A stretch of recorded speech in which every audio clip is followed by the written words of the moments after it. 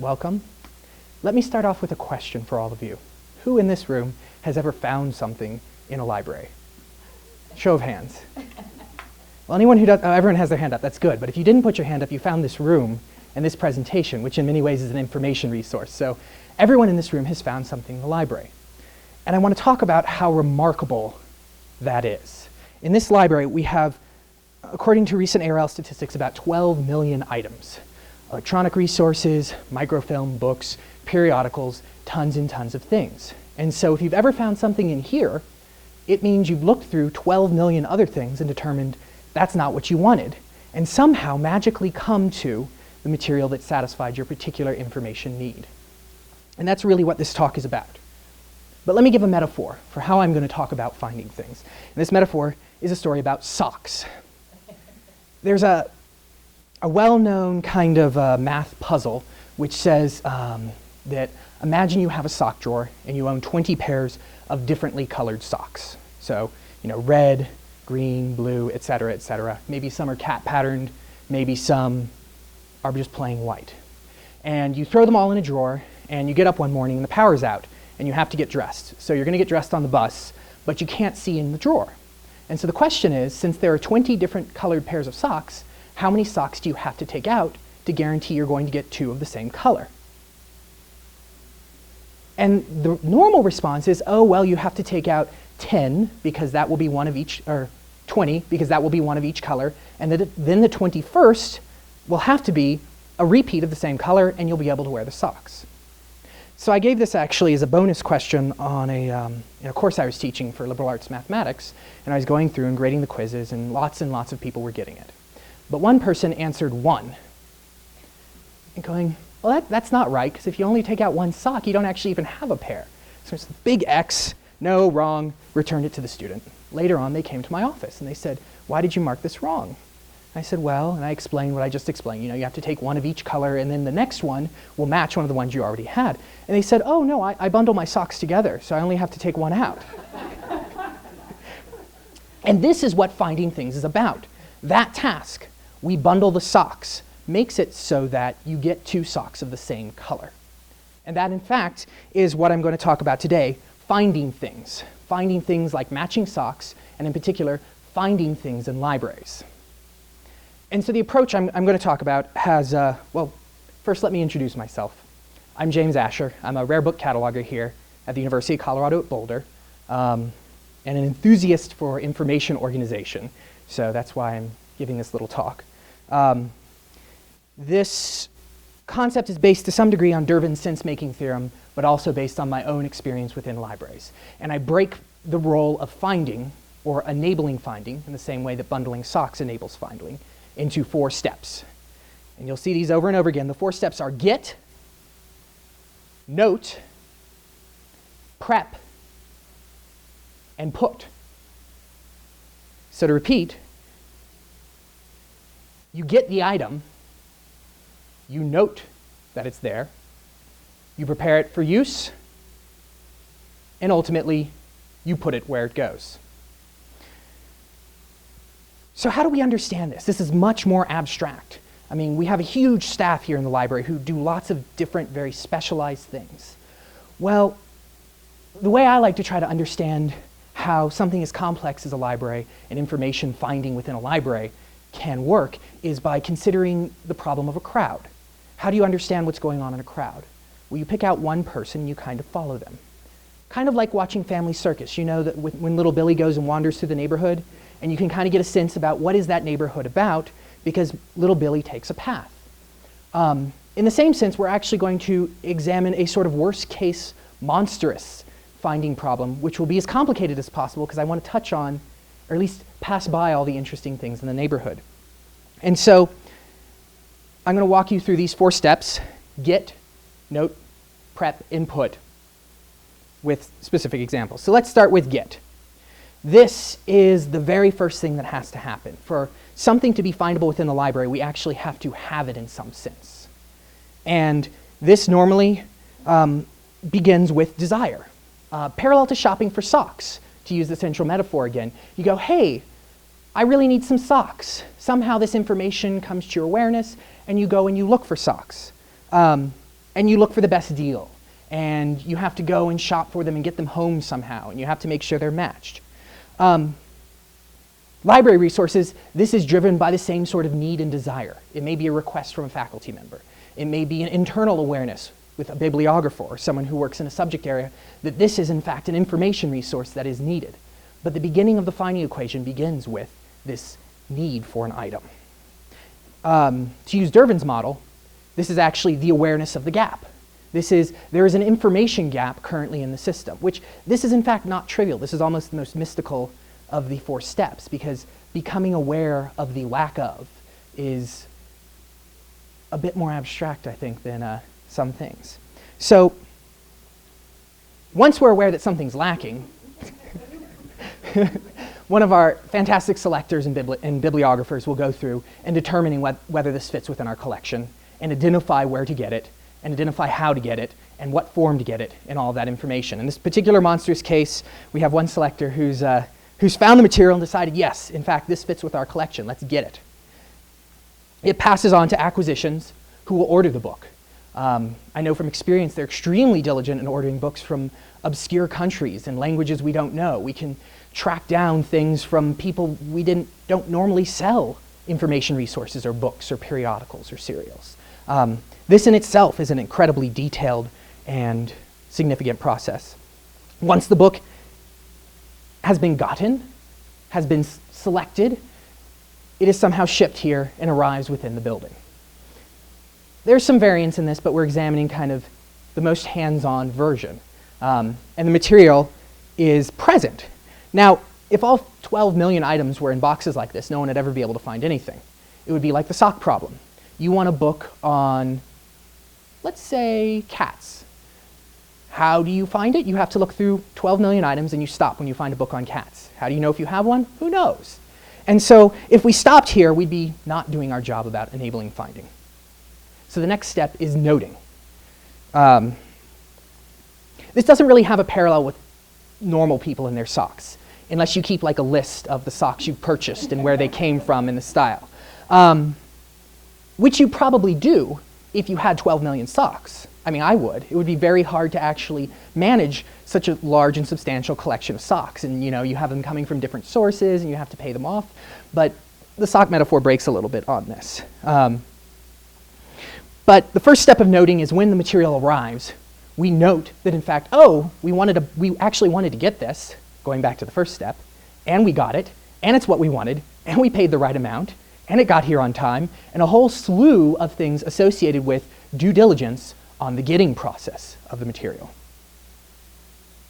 This process creates kind of an initial preliminary record, kind of along the way to a continuum of access. It says, all right, we've got what we want. We can use this preliminary information to say, all right, this is the thing, and now we can start managing this object or concept or idea or information resource within the library. Which leads us to one of my favorite steps as a cataloger is metadata. What is metadata? Well, data about data. Metadata is something like this preliminary record, which you probably can't read from this image, but it tells you what the title of the material is. What is it about? How does it work? How big is it? What color is it potentially? Although we don't normally do that one, but that's a potential. Cutter kind of created the American idea of metadata, and Ouellette talked about the surrogate for the physical item. And the idea is that we have these information resources out there somewhere, and then we also have these metadata tokens, or metadata objects, which correspond to those, and are much easier to manage. Because if we had to keep, shuffle our books every time we were looking for a book on cats, it would be a huge nightmare. So an example of metadata, having begun the continuum of access and now passed on to cataloging where the metadata is further enhanced, you end up with something that looks like this, which is actually quite humble looking. It's a very small little record. I like this example. It's actually Cowboy Small, which is written in the initial teaching alphabet, which if you've not seen it, looks ridiculous. It was intended to teach phonetic reading of English, but is a great example of a strange book. And what you can notice about this is towards the bottom you have some subject headings, you have a description of what it looks like, very simple record. Except that it's not so simple. Again, remember, we're talking 12 million items here. And in the world, we're talking billions of items. So we want to make sure we actually write things down in the same way, you know? If I say this one is about cowboys, juvenile fiction, and another book comes out, I want to make sure they apply the same heading if it's about the same subject. And so we have standards like the AACR2 and NACO and cooperative databases like OCLC so that our records can not only be found locally in a standard way, but found more broadly. Of course, sometimes we have more specialized materials that need more specialized standards, or sometimes we're in more specialized databases that need more specialized standards. And it just keeps going and going. And there are tons and tons of these international, national, etc. standards that guide the construction of these seemingly simple records. In a way, what's being created with metadata is not purely a surrogate for an object at this point. It's more of a rhizome that connects to bodies of knowledge. You have this book in the initial teaching alphabet about a cowboy. It needs to be found here and fit within our scheme of knowledge, but it also needs to fit within OCLC's, the Online Computer Library Consortium's scheme of knowledge, who acts as a de facto union catalog. And in the same way, there are tons and tons of these systems. And so a simple record represents this layered structure. I like to use the word epistemography to describe what exactly this is, but it's the building of connections. So, another metaphysical process gone through, connections built within these systems that have little to no effect on the physical or information resource, the material can move on to the next step, which is prep. Materials which are not actually here are not findable, even if at one point they were. And so prep corresponds to this sort of idea of balling your socks together. It's making them ready to be found and ready to be used. And part of this is security. This is a picture of applying a security strip to a book, which works with our physical materials to keep them from walking out the door without being checked out. Since we let people check them out, it's usually not a serious hindrance to people using the materials. But it's an important step because if the material isn't here, no one can find it. Beyond that, books are marked to indicate how they can be found uniformly. And again, since we're talking monstrous cases and we're wandering through the neighborhood, some books have additional problems. And I'll leave it under a rubric there. This is a very substantial field of preservation and conservation literature about what one can do to make materials ready for use and keep them that way. Within house, we can rebind, we can trim, we can glue things in, we can attach, we can do all sorts of fancy things. Once the book has been made secure, marked, prepped in whatever way it needs to be, it's ready to move on to the next steps, which is the put. It needs to go somewhere. Right now it's wandering around administrative offices, getting marked, and people are saying things about it. So behind the scenes, again in our monsters case, it ends up somewhere like this, in the cart corral, ready to be shelved. Workers bring it up to the floor in which it belongs and the place it belongs, put it on shelves to be shelved initially, and the book eventually ends up on a shelf, ready to be found. But that's not the whole story. Again, remember we have this preliminary record that began with the acquisitions and moved through metadata and cataloging, which lives in kind of this ether space related to the book, so that you can actually know on that shelf is the book that corresponds to this particular record. And this really comes down to these 4 simple steps, which I'll repeat. Get. After you get it, you note it. After you note it, you prep it, make it ready for use. After that, you put it where it goes. In the end, this gives us one side of the equation of finding something, the side of finding it that gets it where it needs to be so it can be found. But how long does this process take? How involved is this? You know, how long is Billy's path through the neighborhood? What does it involve? Well, luckily there was a 2006 study done here that looked at some aspects of this. And again, in the spirit of looking at the worst possible scenario, this is a worst possible estimate about how long it might take this horrible book that needed prep work and preservation work and to be rebound to get somewhere. Well, the get step can take up to 20 days and 3 people somehow being involved. bibliographer, ordering it, checking it, time between things happening. If we add on the noting step, which according to the 2006 study can take up to 6 days, usually one person, maybe 1.5 people on average, end up handling the book to fully note it. We get another number. Add on the 15 days and 2 people, which the prep step can take. Person who marks it, puts security in, someone who does some sort of conservation or preservation work. What does that get us? It gets us about 40 days and 5 people who have to work on this finding equation. And that's even before shelving the book. Combine this with people want their material now. We don't want it in 40 days. I want the book now. I had this desire, I had this need, we wanted to get it, and it's a 40-day wait and 5 different people have to handle it. So this model of these 4 steps actually gives us a way of understanding what's done in technical services to make this process better, which this is a horrible example. Most materials are much better than this. In fact, far, far quicker. And so let me expand this 4-step process and talk about how there are tools built within this process to help expedite this. So the first example I like to talk about is WorldCat, which I've mentioned before. It's the Online Computer Library Consortium's database of copy cataloging records and also the de facto union catalog. What are copy cataloging records? Well, remember back to the note step where I said, okay, we need to take this object and we need to build a rhizome that connects it to different information resources. Well, if we've done that and someone has the same book, we can just use their work.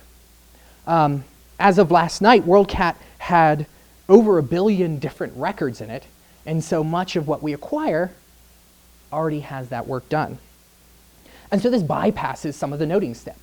Sure, we still might have to get it. We might have to note that it arrived and note that in fact this is the thing in the WorldCat database, but it bypasses some of the work involved with how to fit it in. Doesn't bypass prepping, doesn't bypass putting. Another tool we have is our approval plan in the shelf-ready system, which is a fantastic way of automating the ordering of books based on interest that we have and bringing books in already marked and already secured and already prepped for use. And so this system is a fantastic time saver. It makes getting just a tiny little bit. We essentially indicate our subject interest. We want books about socks with cats on them. We want all of them. And they say, okay, we'll ship them to you, ready to go on the shelf. And so this step skips prepping and skips putting and skips much of the getting. They just show up and they go. Another approach is with serials. These have things called check-in records. And serials and continuing resources are nice because we have one central record that collects together several different iterations. And so when these arrive, we simply have to update records, bypassing again some of the noting step. Still, we might have to prep it if it's a physical item. Still, we probably have to put it where it goes. But it's skipping some of the work. What about purely electronic resources? Can we put those in the library? No, someone else has put them somewhere. Do we prep those? No, someone's built some sort of digital system that can get at them. So electronic resources, someone else is providing access. What do we have to do if we decide we want something electronic? Well, we note it. Someone indicates they want to get it. Of course, that's always part of it. But beyond that, our process is to simply note it's there. Well, actually, that's a little bit more Pollyanna than it actually comes out. Not all electronic resources are free, and not all are shared and hosted out of the kindness of the vendor's heart. There are copyright and there are licensing issues, which, going back to the 4-step model, involves more work in the getting side. We need to make sure we're adhering to the licensing. We need to make sure we're paying the right people. We need to make sure that all the systems work together and everything plays nice. But again, compare this to the original structure of 4 steps. This is significantly faster. And again, we're getting information resources to people quickly. And it continues. This 4-step process can be applied to all range of materials used within, or found within this library.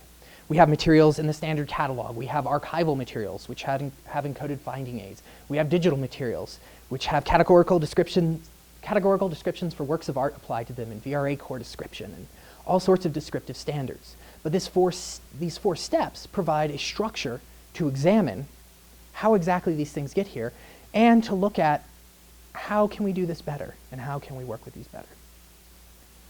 In the end, focusing on this enables us to help patrons find their basket of socks within the giant collection, which is Norlin Libraries. And that's really why we're here, is it not? And thank you for coming. This was great.